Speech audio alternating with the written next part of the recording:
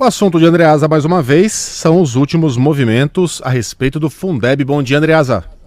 Bom dia, pessoal. Bom dia, ouvinte querido. Pois é, o debate foi aberto ontem formalmente no plenário da Câmara, ainda que de modo virtual, e tudo indica que teremos votação hoje, a ver se assim será.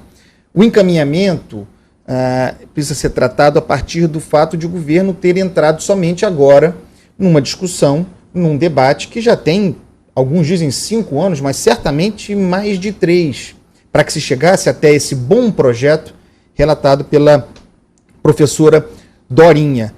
O que diz o projeto que prospera na Câmara, embora aberto à negociação? Porque o governo pressentiu que, ao entrar assodadamente muito mal na discussão, perderia aquilo que pretendia encaixar, embutir no projeto, e agora recua para a negociação. É possível que, portanto, o texto da professora Dorinha sofra algumas alterações, mas preservando o espírito do texto debatido e consolidado na Câmara. O que diz a proposta original do Parlamento? Que a contribuição adicional do governo, o governo contribui hoje com 10% do Fundeb, dinheiro da União, o restante é dinheiro de tributos e impostos municipais e estaduais, que isso crescesse para 20%, portanto essa contribuição adicional de 10%, até chegar em 2026 a 20% a contribuição da União, portanto de maneira escalonada. O governo, além de querer que isso só começasse a valer, o novo Fundeb permanente, tornado política de Estado, a partir de 2022, que 2021 ficasse uma espécie de limbo, reproduzindo o que está vigente hoje. Isso não prospera. O governo também queria que essa contribuição adicional de 10%, que dessa contribuição adicional de 10%, um percentual servisse para financiar o programa Renda Brasil, o programa assistencial. Seria claramente uma manobra inconstitucional, porque nós tratamos do Fundeb, política pública para educação, embutir nele assistência social, muito importante, não cabe. Isso teria desdobramento certamente no Supremo se prosperasse no Parlamento. E claramente o governo tentava uma manobra criativa, uma espécie de contabilidade criativa, um tipo de pedalada fiscal, porque o Fundeb não está limitado pelo teto de gastos, de modo que embutir ali parte do Renda Brasil seria uma jogada inteligente para não haver a pressão de desequilíbrio fiscal.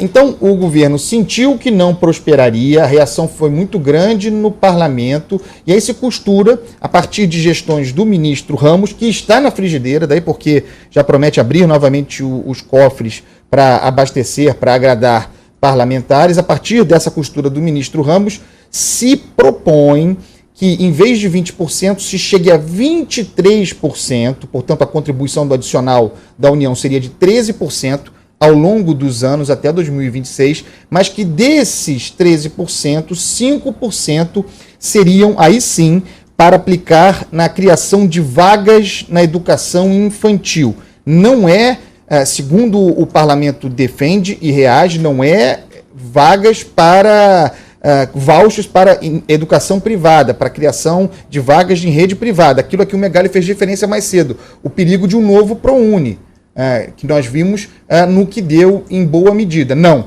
parlamento aceita, parece, essa migração para 23% no total, 13% adicional, 5% dos quais para educação infantil, mas para aplicar na criação de vagas na rede pública. Esse é o lugar em que nós estamos agora. É uma discussão muito delicada, não tem, nesse momento, e é claro, aqui eu apresento a minha opinião, não tem debate mais importante no Brasil, muito mais importante do que a reforma tributária, do que a renovação do Fundeb, de tornar esse fundo permanente, política de Estado, decisivo, sobretudo, para os pequenos municípios que não conseguem alcançar o valor mínimo a ser investido por estudante. É isso, vamos ver como avança hoje, muita expectativa, o governo tentando se encaixar para não sofrer uma derrota.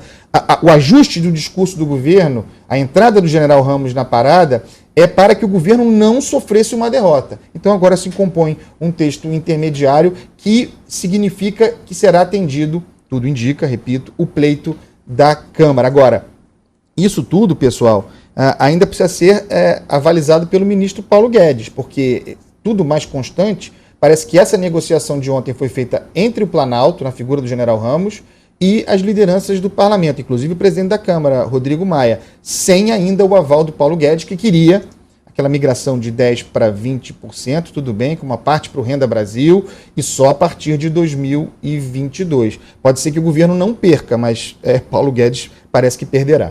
Pois é.